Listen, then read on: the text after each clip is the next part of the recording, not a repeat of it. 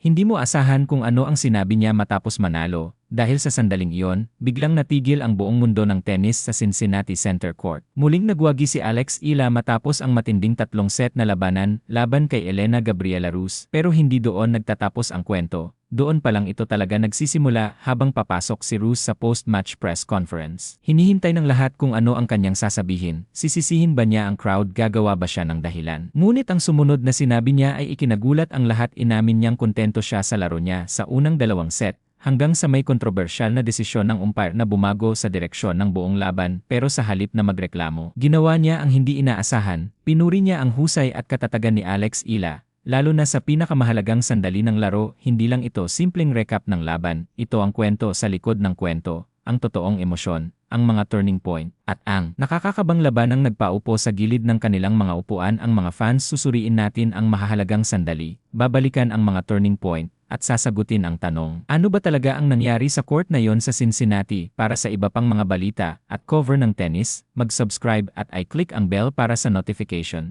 Nakaupo si Elena Gabriela Rus sa loob ng tahimik na press conference room. Pero maghanda ka, dahil ang susunod niyang sasabihin ay hindi mo asahan mula sa isang taong kababaog pa lamang. Kararating lang niya mula sa isang masakit na pagkatalo laban kay Alex Ila. 6-1, 6-2 sa harap ng puno-puno at sold-out na crowd. Pagod at pagkabigo ang nakikita sa mukha ng Romanian. Ngunit nang magsalita siya, biglang lumapit ang lahat para makinig. Inamin ni Rus na kontento pa rin siya sa laro niya sa unang 2 set. Gumagana ang kanyang estratehiya at pakiramdam niya ay may kontrol siya sa unang set. Kahit na naunahan siya sa simula, nahanap niya ang kanyang ritmo at siya mismo ang nagdidikta ng laro sa kanyang paraan. Kasasagap lang niya ng malaking tagumpay laban kay Wimbledon champion Lyudmila Samsonova, kaya mataas ang kanyang kumpiyansa. Pero alam niyang magiging iba ang labang ito. Halos buong crowd ang panig kay Alex Ila, at kinailangan niyang tanggapin ang hamong iyon. Pagkatapos dumating ang ikalawang set, kinailangan ni Ila na tumawag ng medical timeout dahil sa kanyang kanang bukong-bukong na mabigat na nakatape. Ginamit ni Rus ang pagkakataong ito habang limitado ang galaw ni Ila,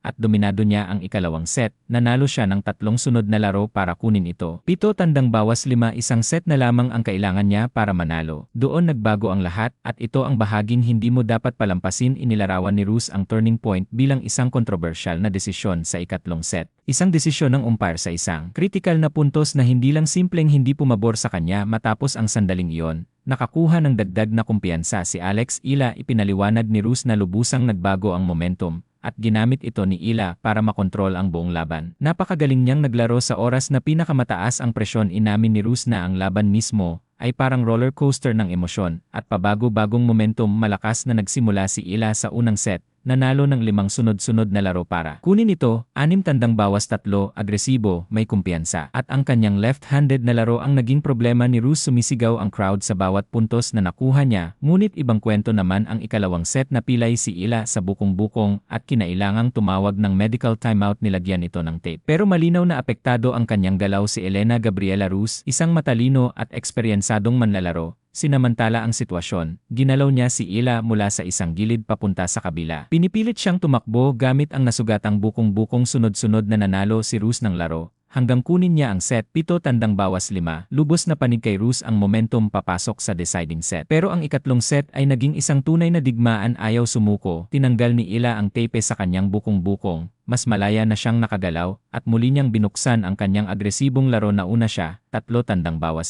Ngunit lumaban din si Elena Gabriela Rus para ipantay ito. 3-3 dito rin nangyari ang kontrobersyal na desisyon. Lalo pang naging matindi ang atmosfera sa estadyum na kanina pa nga ay elektrisado na pinasigla ng crowd, at ng kontrobersyal na sandaling iyon, nakahanap si Ila ng dagdag na lakas. Hinawakan niya ang kanyang serve para mauna, 5-3, at sinara niya ang laban, 6-4, matapos ang mahirap na labanan. Ang laban ay naging klasikong kwento ng dalawang magkaibang bahagi. Dominante si Ila sa simula, sinamantala ni Rus ang injury ni Ila, at bumangon muli si Ila para itaguyod ang tagumpay. Ngunit gaya ng ibinunyag ni Rus, ang kontrobersyal na desisyon ang naging dahilan ng huling pagsulong ni Ila. Ang reaksyon ni Elena Gabriela Rus pagkatapos ng laban ay pinaghalong pagkabigo, kalungkutan, at tunay na paggalang. Hindi siya nagpigil. Inamin niyang naramdaman niyang inagaw ng kontrobersyal na desisyon ang bahagi ng kanyang momentum, pero tumanggi rin siyang gumawa ng dahilan sa kanyang pananaw. ang kontrobersyal na sandaling iyon ang nagbigay kay Ila ng spark na kailangan niya para makontrol ang laban. Ito ang nagbigay kay Alex ng momentum na kailangan niya sa oras na pinakamataas ang presyon. Ngunit ang tunay na kapansin-pansin sa reaksyon ni Roos ay ang kanyang pagkilala sa performance ni Ila sa halip na sisihin lang ang umpire. Hayagan niyang pinuri ang kanyang kalaban, kinilala niyang nanatiling composed si Ila, sinamantala niya ang mahahalagang sandali, at napakagaling niyang naglaro sa ilalim ng presyon. Hindi ito ang reaksyon ng isang sore loser. Ito ang reaksyon ng isang kompetitor na tunay na nauunawaan kung gaano kahirap ang labang iyon, isang kompetitor na kinikilala na natalo siya ng mas magaling na manlalaro sa araw na iyon. Kahit panaramdaman niyang may papel ang mga pangyayari, ito ang mahalagang punto. Kahit ipinahayag ni Elena Gabriela Roos ang kanyang pagkabigo sa kontrobersyal na desisyon, malinaw ang kanyang mensahe. Si Alex Ila ay tunay na dekalidad. Inamin ni Roos na ang mas mahusay na performance ni Ila ang naging dahilan ng pagkakaiba. Ang pag-amin na ito ay patunay ng magandang sportsmanship ni Roos. Ngunit itinatampok din nito ang kahangahangang performance ni Alex Ila. Hindi lang siya swerte, siya mismo ang tumugon sa hamon, nakipaglaban sa kahirapan, at sinamantala ang sandali ng ito ang pinakamahalaga, pinatunayan ng mga sinabi ni Roos. Ang tagumpay ni Ila na lalo pang nagpahalaga rito. Hindi lang niya natalo si Roos, nakuha rin niya ang paggalang ng kanyang kalaban, kahit sa pagkatalo nito ayon mismo kay Elena Gabriela Roos. Ito ay naging karanasang pareho silang natuto at nakinabang mula sa labanang iyon. Ang tagumpay ni Alex Ila laban kay Roos ay isa pang malaking hakbang sa kanyang mabilis na pag-angat. Pinalawig ng panalong ito ang kanyang kahangahangang takbo, na may 10 panalo sa kanyang huling 11 laban mula pa noong Wimbledon. Nakasampa na siya ngayon sa round of 16 na ng Cincinnati Open, isang 1,000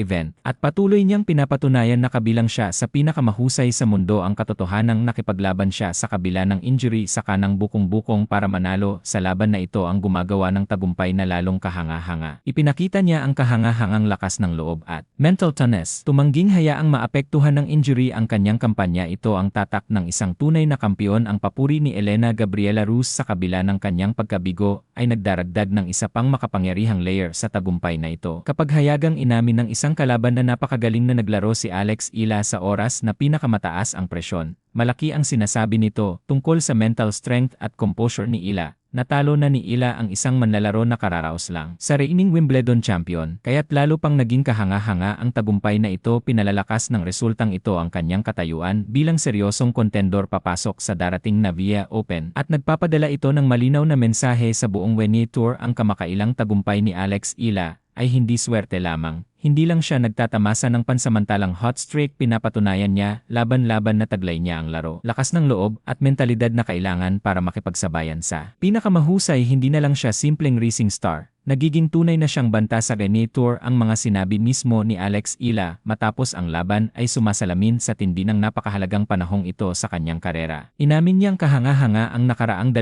linggo para sa kanya, puno ng matitinding emosyon, at ginagawa niya ang lahat para makayanan ito. Ipinapakita ng mga salitang iyon kung gaano kahirap ang takbong ito. Kapwa pisikal at mental nakikipaglaban si Ila sa ilalim ng napakalaking presyon, hinaharap ang mga established na pangalan, dinadala ang inaasahan ng buong bansa, at nakakahanap pa rin ng paraan para ilabas ang kanyang pinakamahusay na tennis sa oras na dumarating ang pinakamalalaking sandali. Bahaging tigil-tigil muna tayo. Ang mga post-match comments ni Elena Gabriela Roos sa kabila ng kanyang pagkabigo sa kontrobersyal na desisyon ay nagpapakita ng mas malaking katotohanan tungkol sa kahanga-hangang paglalakbay ni Ila. Si Alex ay hindi na lang simpleng promising young player na sinusubukang gumawa ng pangalan, naging tunay na siyang fenomenon. Isang manlalaro na ang mabilis na pag-angat ay muling nagde-define kung ano ang posible para sa Philippine tennis. Bawat tagumpay ngayon ay mas malaki ang kahulugan. Dahil hindi lang para sa sarili niya naglalaro si Ila, dala niya ang pag-asa ng mga Pilipinong fans na sumusubaybay sa bawat puntos, bawat comeback, at bawat emosyonal na sandali ng kahangahangang takbong ito. Hindi na maikakaila ang suporta sa paligid ni Ila sa Cincinnati. Dumarating ang mga fans na nakasuot ng kulay ng Pilipinas, kumakaway ng bandila, sumisigaw ng kanyang pangalan, at lumilikha ng atmosfera na ganap na naiba tuwing pumapasok siya sa court. Naging bahagi na ng kwento mismo ang enerhiya mula sa mga manonood na saksihan mismo ng mga organizer ng tournament kung gaano kalaki ang atensyong nabubuo ni Ila, kung saan ang lumalaking fan base niya ay nagdaragdag ng bagong antas ng saya sa buong kaganapan. Ang crowd, ang dagat ng bandilang Pilipino, ang napakalakas na palakpakan, at ang emosyonal na reaksyon matapos ang bawat mahalagang puntos. Lahat ito ay nagpapakita kung gaano nakalawak ang impluwensya ni Ila para sa isang manlalarong bumubuo pa lang ng kanyang karera. Ang ganitong uri ng suporta ay maaaring magdulot ng napakalaking presyon, Ngunit paulit-ulit na ipinapakita ni Ila na kaya niya itong gamitin bilang fuel sa halip na hayaang ito ang lumamon sa kanya. At marahil ito ang isa sa pinakakahangahangang aspeto ng kanyang kamakailang tagumpay. Natututo si Ila kung paano magpakita ng husay sa oras na pinakamataas ang inaasahan sa kanya. Natututo siyang mabuhay sa mahihirap na yugto. Kung paano tumugon kapag nawawala ang momentum at kung paano manatiling composed kahit magulo na ang laban kay Rus. Hinarap niya ang kahirapan, pisikal na abala, pabago-bagong momentum, at isang kritikal na kontrobersyal na desisyon. Gayunpaman, nang dumating sa mga desisibong sandali ang laban, nakahanap si Ila ng bagong antas ng husay. Ang kakayahang iyon na mag-reset mentally at makipaglaban puntos por puntos ang eksaktong nagbubukod sa mga talentadong manlalaro mula sa tunay na mga kontendor. Lalo pang naging kapanapanabik ang kwento dahil sa reaksyon ni Rus. Dahil may bawat karapatan siyang maramdaman ang pagkabigo, itinulak niya si Ila hanggang sa limitasyon. Sinamantala niya ang limitadong galaw ng kanyang kalaban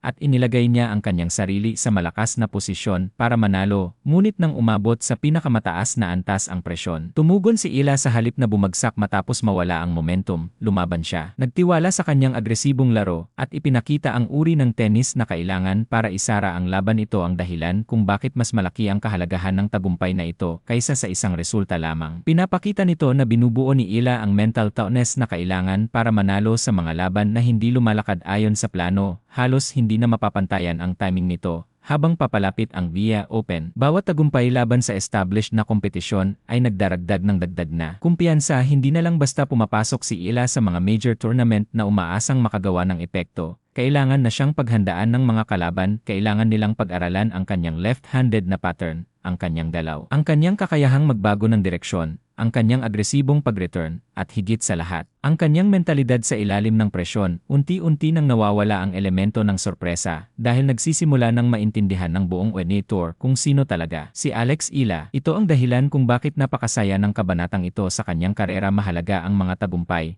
ngunit maaaring mas mahalaga pa ang paraan kung paano niya ito nakakamit. Natututo siyang lumaban sa kahirapan, kung paano hawakan ang napakalaking crowd, kung paano pamahalaan ang mga pisikal na hamon, at kung paano manatiling kalmado kahit nakabitin na lang sa isang hibla ang laban. Mga aral iyan na maaaring humubog sa buong karera para sa mga Pilipinong tennis fans. Higit pa ito sa isang matagumpay na takbo sa tournament, isang sandali ito ng paniniwala tuwing pumapasok si Ila sa court at nakikipagsabayan sa isa pang established na winning player. Ipinapakita niya sa bagong henerasyon ng mga atletang Pilipino na hindi malayo ang pinakamalalaking entablado. Ang mga bandilang Pilipino sa mga upuan ay hindi lang dekorasyon. Sumasagisag ito sa lumalaking tennis movement na binuo sa paligid ng isang manlalarong patuloy na itinutulak ang hangganan ng kung ano ang posible. At marahil ang pinakakakilakilabot na bahagi para sa buong WTA Tour ay ang katotohanang maaaring may isa pang antas pa si Ila na aabutin. Nakakakuha siya ng karanasan sa bawat high-pressure na laban, natututo mula sa bawat setback,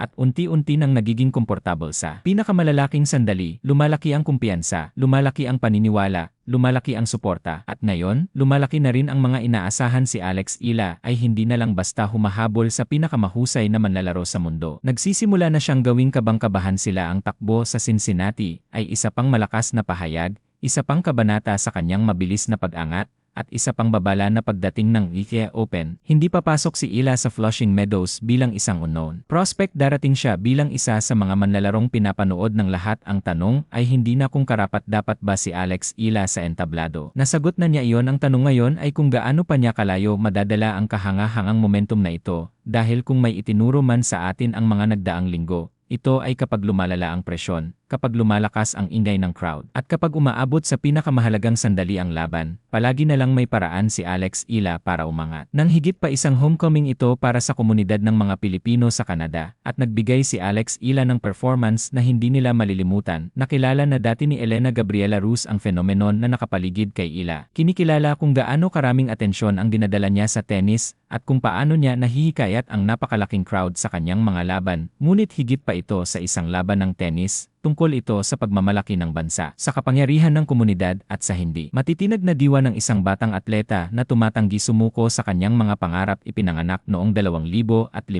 napakarami na ang nakamit ni Ila sa napakabatang edad, at ang kanyang paglalakbay ang gumawa sa kanya bilang inspirasyon para sa milyon-milyong Pilipinong fans sa buong mundo. Nakatulong siyang punuin ang mga stadium, lumikha ng hindi malilimutang atmosfera at nagbuklod ng isang pandaigdigang komunidad ng mga Pilipino sa likod ng isang manlalaro. Ang laban kay Rus ay isa pang hindi malilimutang kabanata sa kwentong iyon, isang kwento ng lakas ng loob, kontrobersya, presyon, at sa huli tagumpay. Kinailangan harapin ni Ila ang pisikal na kahirapan, isang pabago-bagong momentum, isang mapaglabang kalaban, at isang kontrobersyal na desisyon na saglit na binago ang atmosfera ng laban. Ngunit nang dumating ang mga desisibong sandali, tumangging umatras si Ila. Nakahanap siya ng bagong antas, nanatiling composed, at tinapos ang labanan sa kanyang sariling paraan. Nagdagdag lang ng isa pang layer sa drama ang reaksyon ni Rus. Ipinakita ng kanyang pagkabigo kung gaano kataas ang stakes. Ngunit ipinakita rin ng kanyang papuri kay Ila ang napakalaking paggalang na kinikita na ngayon ni Alex mula sa kanyang mga kalaban. Mahalaga ang paggalang na iyon, dahil ang pag-angat ni Ila ay hindi na basta maituturing na swerteng takbo o pansamantalang streak. Laban-laban, pinapatunayan niyang kaya niyang makipagsabayan sa established na mga Ghanaian stars, hawakan ang mabigat o nakakapressure na sitwasyon, at magpakita ng husay. Kahit pinapanood siya ng buong stadium, unti-unti siyang nagiging komportable sa mga sandali na kahit ang mga eksperyensadong manlalaro ay kinakabahan, at bawat beses na nakaligtas siya sa ganitong labanan, lumalakas ang kanyang kumpiyansa. Para naman sa komunidad ng mga Pilipino, mas malalim pa ang kahulugan nito tuwing pumapasok si Ila sa court at nakikita ang libu-libong bandilang Pilipino sa mga upuan. Nasasaksihan niya ang isang bagay na mas malaki pa sa isang sporting event. Nasasaksihan niya ang isang komunidad na nagkakaisa sa likod ng isang pangarap. Bawat palakpakan, bawat sigawan, at bawat pagdiriwang ay sumasagisag sa paniniwalang may kayang manindigan ang isang Pilipinong manlalaro sa pinakamalaking entablado ng tennis sa buong mundo at makipagsabayan kahit kanino. Iyan ang dahilan kung bakit higit pa kay Alex Ila sa isang manlalaro ng tennis, nagiging simbolo na siya ng ambisyon, pagtitiyaga, at posibilidad. Ipinapakita ng kanyang paglalakbay na hindi kailangang mag-define ng isang atleta ang mga setback, hindi kailangang matapos ang kwento dahil sa injury, hindi kailangang basagin ka ng presyon. Minsan, ang mahihirap na sandali ang nagpapakita ng pinakamatatag na bersyon ng isang kompetitor. At ganap na naipakita ng reaksyon ni Elena Gabriela Rus matapos ang laban kung nasaan na ngayon si Ila maaaring nabigo siya sa resulta at nadismaya sa ilang sandali. Ngunit nakilala pa rin niya ang kalidad ng manlalarong kaharap niya sa kabilang panig ng net. Kinita ni Ila ang paggalang na iyon sa pamamagitan ng kanyang performance. Hindi ito natanggap bilang regalo. Nakipaglaban siya sa bawat puntos, nakaligtas sa mahihirap na sandali, at nagbigay ng resulta sa oras na ito. Ang pinakamahalaga. Ang mas malaking tanong ngayon ay kung ano ang susunod.